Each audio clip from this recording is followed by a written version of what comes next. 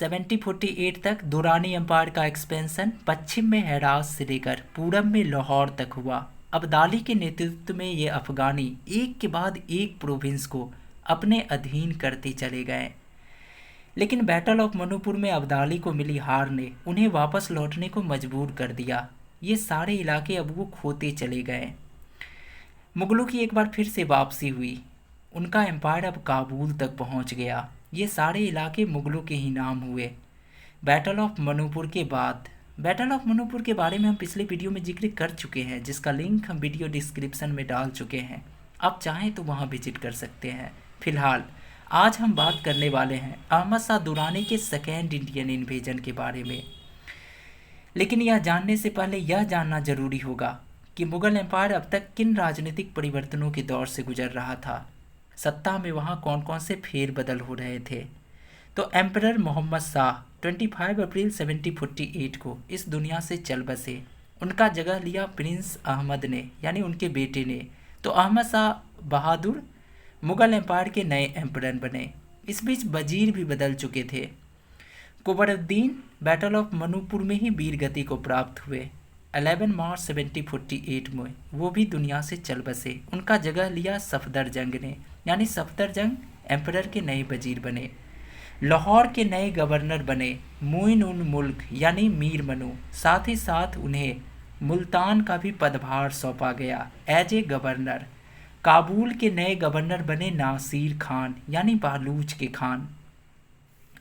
इस बीच बदले की भावना से प्रेरित अहमद शाह अब्दाली अब तक अफगान में थे। अफगान के आंतरिक मामलों में उलझे हुए थे। हालांकि वो इंतजार में थे एक सुनहरे अवसर का। तो जैसे ही ये मामले सुलझे, वो अपनी पिछली हार की बदनामी मिटाने को एक अच्छा अवसर समझे। एक बार फिर उन्होंने भारत के खिलाफ अपने दूसरे अभियान पर निकले। 1749 के आसपास सिंधु नदी पार कर पहुंचे अटक और पंजाब में दिखे।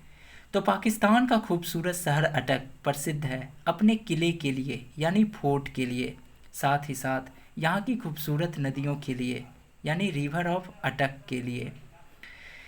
इस बीच जैसे ही ये खबर लाहौर में बैठे मीर मनु तक पहुंची कि दुश्मन दरवाजे तक दस्तक दे चुकी है, तो वो अपनी रक्षा के लिए, यानी सेल्फ डिफेंस के लिए तैयारी शुरू कर दिए। अपने ट्रूप्स के साथ वे नॉर्थ की तरफ बढ़े। हालांकि वह एम्परर अहमद शाह के कांटेक्ट में अब भी बने रहे। अब्दाली के आगमन की पल पल की खबर उन तक भेजते रहे। उन्हें यकीन था कि एम्परर अहमद शाह उनकी मदद जरूर करेंगे, चाहे वह आर्थिक मदद हो या सैनिक सहायता। उन्हें यह भी भरोसा था कि भविष्य में आक्रमण को रोकने के लिए अहमद शाह कड़ा स्टेप लेंगे। लेकिन उजड़े हुए सल्तनत के लुटे हुए सुल्तान अहमद शाह अब भी अनजान बने रहे। वे मीर मनु की एक भी न सुने।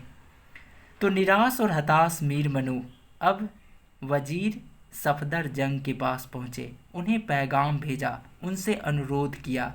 किसके लिए? आर्थिक मदद के लिए, सैनिक सहायता के लिए।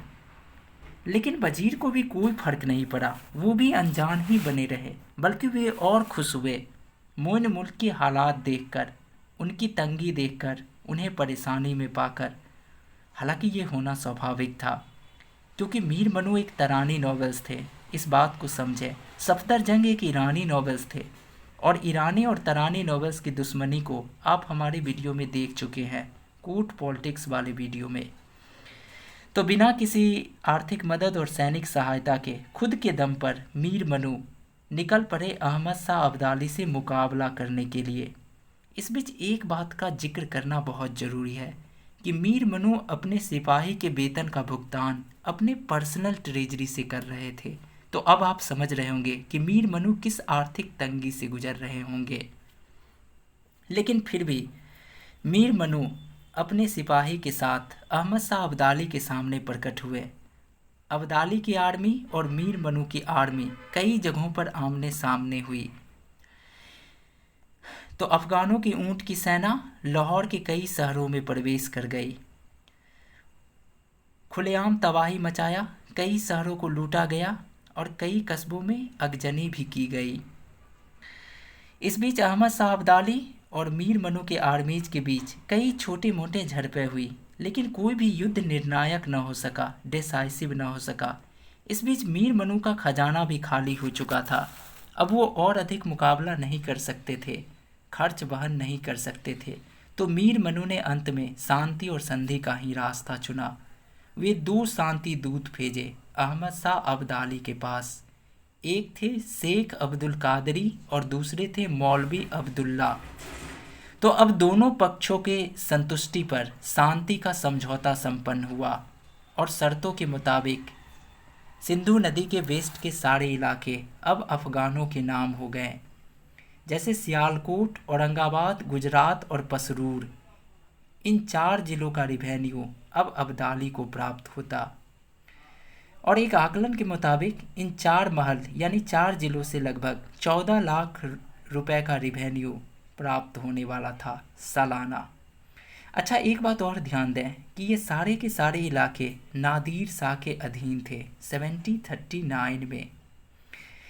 इस बीच तारीख अहमद शाही के ऑथर मानते हैं कि इस संधि में जो कि अब्दाली और मीर मनु के बीच संपन्न हुआ, उसमें अहमद शाह का भी हाथ था, योगदान था। तो थैंक्स फॉर वॉचिंग।